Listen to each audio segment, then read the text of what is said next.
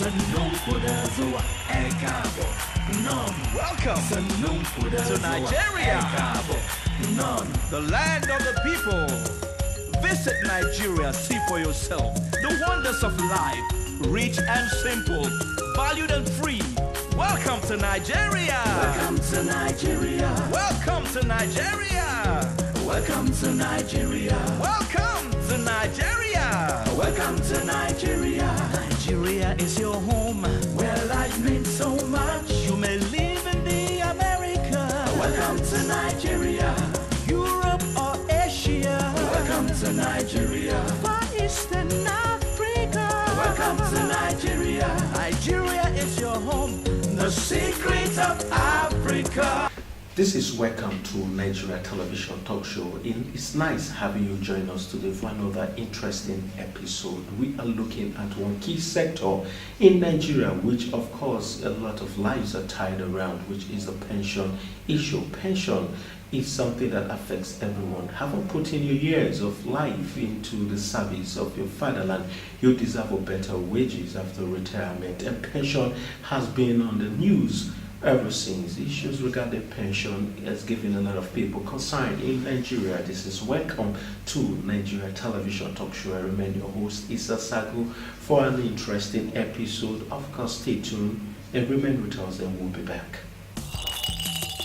Welcome to Nigeria Television Talk Show. It's real with Welcome to Nigeria TV Talk Show. Nigerians living abroad, don't forget home. There is no place better than home. Hi, my name is Julius, the Genius Zagu. Oh, we're in Nigeria, so welcome to Nigeria. I'm your host, ISA. Welcome to Nigeria. Welcome to Nigeria. Nigeria is your home, where life means so much. Watch this program, don't change anything. Don't do. You're welcome. Welcome back to this interesting episode. Welcome to Nigeria Television Talk Show. With me today is distinguished Senator Alloysius Etuk. He's the chairman, Senate Committee on Establishment here in Nigeria. Of course, he oversees the issue regarding pension from the National Assembly, that is the Senate arm. This is Welcome to Nigeria Television Talk Show. Distinguished Senator, sir, you're welcome to our program. Thank you very much. You are a politician of high repute. Of course, you've been into politics. What brought you into politics? Because politics these days, a lot of people see it as a way out of life. Did you come into politics because of your self-interest, or you are in politics because you want to serve the people? Well, thank you very much. As we've said, I'm a politician. I've been around for a while. I've been around principally from 1987, when I entered into politics during the non-party political system of IBB, and then we now graduated into the party system where we had the SDP and the NRC. And by 1992, by the grace of my people and by the mandate of the people and by the grace of God, I won an election into the House of Representatives. And in the House of Representatives, I contested an election to emerge as a minority whip of the House of Representatives. And we were asked, why the interest of going into politics? Principally, I think the interest is because I've discovered this potential in me of giving service to the people. It comes from the fact that I like to give service, and I like to see working in the interest of the people, and I like to make sure people get what is due for them. Pension has generated a lot of issues. In fact, there's been a lot of controversy in pension scheme here in Nigeria. What have you been able to do in looking at issues that have been popping up in pensions in terms of your oversight? How have you been able to carry on your oversight functions in issues regarding pensions in Nigeria? Well, very importantly, my take in pension matters is that I am passionate about pension as an industry. I'm passionate about pension because it is a very critical point of every worker's life. Critical in the sense that it is your due after you must have spent almost your entire useful life in the service of the nation or in the service of whoever must have been your employer. At the end of it all, the law provides that you should have some kind of rest, and while resting, you should have something from your employer that will take care of your life, your welfare, until the end of your life. And therefore, when I see people begging for pension, you see people not being paid their pension or partly paid or delayed and so on, to me it's very pathetic, and it draws out my attention, and that has been my take on pension. I'm very passionate about it. Yes, you've also mentioned that there have been a lot of issues, a lot of complaints, comments from all quarters about pension. That has happened because, especially in the one called the defined pension program, that is the pay as you go, there's been a lot of problem. A lot of problem where you have a lot of ghost pensioners, a lot of problem where you have ghost pensioners receiving pension, whereas the authentic and the real pensioners are left unpaid or partly paid. You have a lot of people who are paid by the different states of the federation without the federal portion of their pension. You have people who are dying in the struggle to get their pension, and therefore it has called for concern, not only my concern, not only the concern of the legislature, but the concern of a lot of people and a lot of organizations in this country. Like I said earlier on, there have been a lot of issues regarding pension matter in Nigeria. And what is responsible for this defect, for this gap, for all these issues regarding pension matters in Nigeria? Because it is disheartening. People work all their lives, and at the end of the day, they don't have their wages. Sincerely, what is the cause of all of this? Well, the reason for this default has been the managers of the pension industry. You have some people who come in and are given the role or the function of managing pension payments and managing pension funds in the country, and they end up enriching themselves and denying the real pensioners their due, and maybe even embezzling the reason. That's why you discover that after some time, the legislature, the Senate in particular, through a motion of about 11th of November 2011, requested the Committee on Establishment and Public Service Matters to conduct an in-depth investigation into the management of pension payment and pension funds in this country. And during that process, we discovered how much people are, that is the rot in the system, the systemic rot, where people take the pension funds as their personal funds, utilized, misapplied, and outright corruption and stealing in the system. And we brought this to the fore of not only the Senate, but the National Assembly and the entire public. And we've been on the move, going after the pension corrupt officers or the duties. And you remember, or you will agree with me, that pension fund is plus money, because it's the money which is the blood of that person who has put in maybe 35 years of service, and at the end of it, you dip him of his money. You dip him of the funds that is meant for his welfare at that critical moment of his life. And that has accounted for the lot of huge outcry most of them have been tried and are being tried. Most of them are standing trial. because they must account for the people's money they have taken. So that is the problem. And do you think pension administrators, they have actually done well? And do you think that they have done exactly what the law that established them to do? If they have done it well, do you think they have done it well? Well, truly my take and my conclusion on the Nigerian pension industry is the fact that the law has not completely delivered. And because it has not completely delivered, that is why you have the repeal and reenactment and doing amendment of some of the sections so that it can answer the core of every segment of the pension industry. I would want to say that pension has not been too bad, especially the contribution contributory pension scheme. PENCOM is managing has achieved a lot. In fact, is the stake or the pillar of the present pension dreams.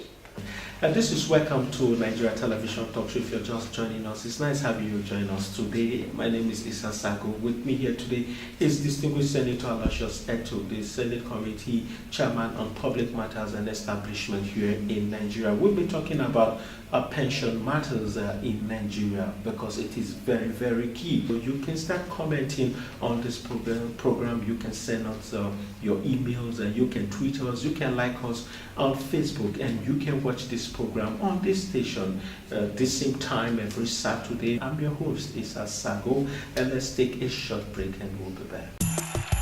Welcome to Nigeria, the land of the people. Visit Nigeria, see for yourself the wonders of life, rich and simple, valued and free. Welcome to Nigeria. Welcome to Nigeria. Welcome to Nigeria.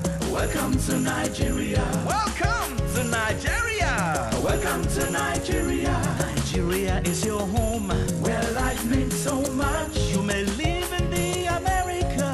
Welcome to Nigeria. Europe or Asia. Welcome to Nigeria. Far Eastern Africa. Welcome to Nigeria. Nigeria is your home, the secret of Africa. This is Welcome to Nigeria Television Talk Show, and I'm your host, Issa Sago. With me today is the Senate Committee Chairman on Public Service Matters and Establishment here at the National Assembly as a Senate. In Nigeria, we actually talked about a pension. Now we want to take it further to another level. And if you're just joining us, this is a Welcome to Nigeria Television Talk Show.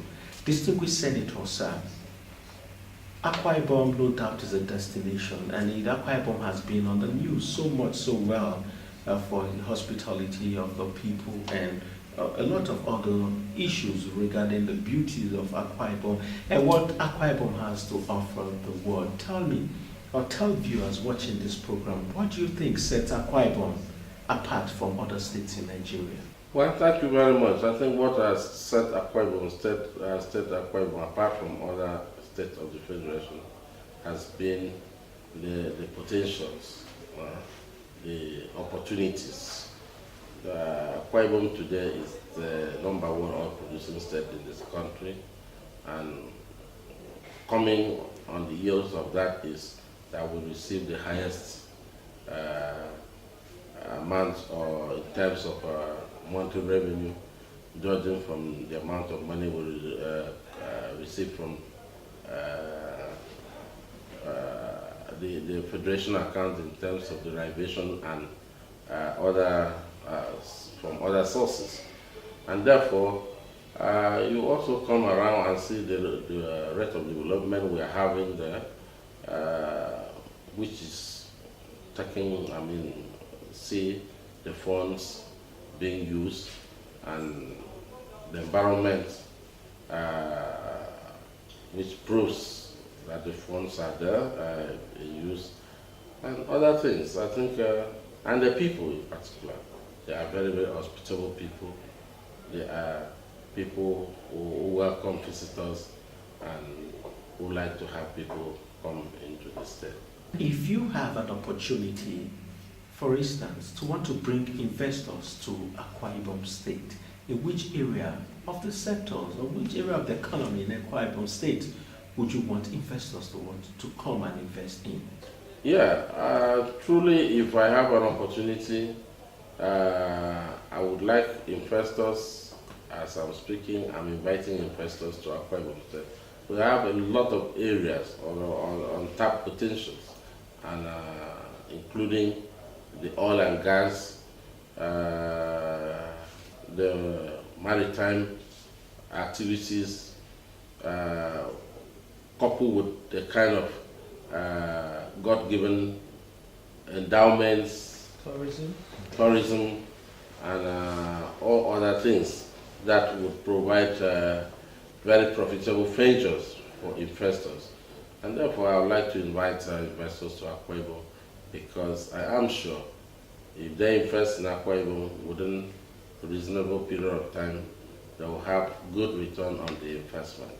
The Akwa Ibom State is very endowed, a very rich state, yes. And if you were to take Akwa Ibom to an international exhibition, which of the Akwa Ibom potentials, traditional style, will you be taking to an international event so that the world can see Akwa Ibom in totality? Which area of the Akwa Ibom potentials and opportunities in Akwa Ibom State would you want to showcase to the world? Well, I think you've already mentioned, that is what I wanted to mention, that if there is one area I would like to project to the global community, it will be our culture. It will be, the entertaining aspect of culture. You know that until now, we've had this opportunity of having the children going through culture to create entertainment. Had the youngest drummer in the person of what we call Domaria.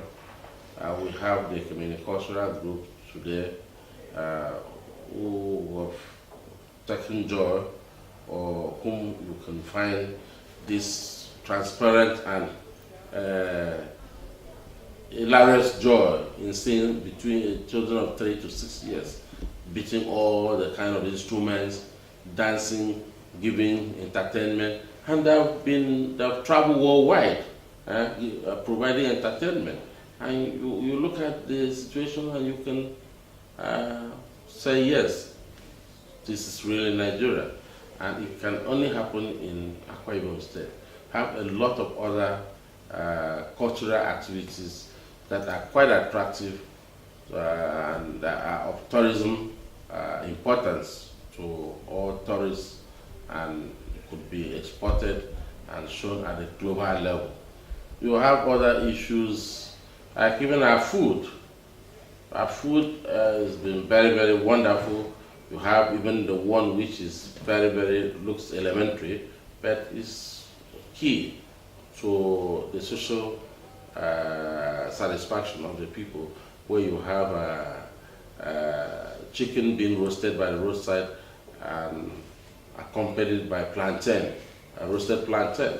I mean, if you look around, you don't have those things in other places, but you come to Akwa Ibom. This is of key, not only social attraction, but of cultural value, because they provide a veritable source of social entertainment and social satisfaction. You can go ahead to mention a lot of other things, but I'm sure any first-timer to Akwa Ibom would always wish to come again. You have one of the best hotels in Nigeria, the Meridian Hotel and Tourist Center, where you have the best golf course in Africa. You have very, very amiable and great ambience of relaxation. You can either play golf, or you go to marina and the beach side, what you call the marina. I mean, you walk around. I mean, great span of land. housing, the hotel. So it's a great level of attraction. If I were a tourist, where in Akwa Ibom State would you want to take me to? Maybe a destination. Well, you have a lot of tourism destinations in the state. You have the Ibram Beach. You have where you go there, you look at the Atlantic Ocean, you see the nature in action.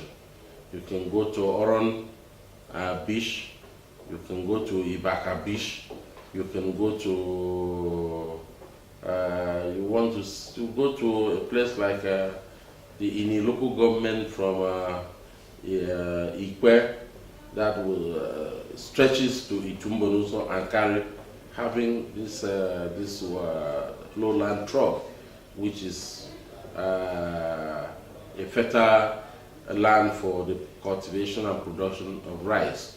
If you use the entire crop, you can produce enough rice to feed almost 50% of the Nigerian population.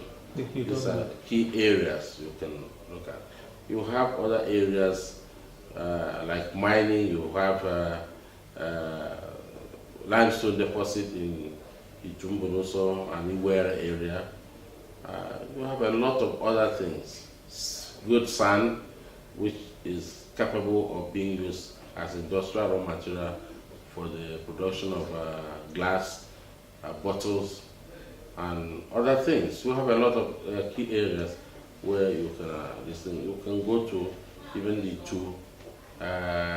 beach and other areas are quite numerable, where you can take first timer to have a complete sense of relaxation and seeing nature in action. Distinguished Senator, sir, as we bring this interview to an end, one critical aspect of this whole interview now is how much you have been able to give back to your people who voted you, who brought you here, who made it possible for you to represent them here at the national level by the will and power of God. And now, what is it have you been able to take back to your people as in bettering their life and making them feel that yes, they truly have a representative at the center here in Nigeria? What have you been able to take to your own people back home, Akwa Ibom, Northwest Senatorial District? Well, this is for avoidance of doubt, and this is indisputable that I have made contribution as a senator more than any other senator has ever made in the era of Senate representation or in the entire history of Senate representation. I started by looking at the area of education, assisting the people to acquire education, and at the end of it, I provided a scholarship to about 398 undergraduates, including postgraduate students, and law school graduates, law school students. And having done that, I look at the area of general empowerment by making sure some of the people who didn't have means of transportation and so on. I've bought about and distributed to my constituents about 48 cars, including about 12 jeeps and 7 motorcycles. I've also helped people to increase and revive and better their businesses through kind of personal intervention. And right now, as I speak, I've decided to make sure I empower the people and increase, provide the kind of skill acquisition training for them. As I speak to you, I am in partnership where I am sponsoring 165 youths in this entire district towards skill acquisition. They are being trained. Starting from July, I am going to establish them. For those who have gone through the training, I have to empower them with tools to practice their skills. Those are some of the things I have done. I've also made sure I'm available to all those who are either in grief, because the Bible says to mourn with those who are mourning. This is Welcome to Nigeria Television Talk Show. We've just brought this program to an end. If you're just joining us too late, see you next week for another interesting episode. I remain your host, Isan Sago. See you then. Be a good Nigeria and pray for Nigeria. Nigeria is our only country. See you next week. Bye for now.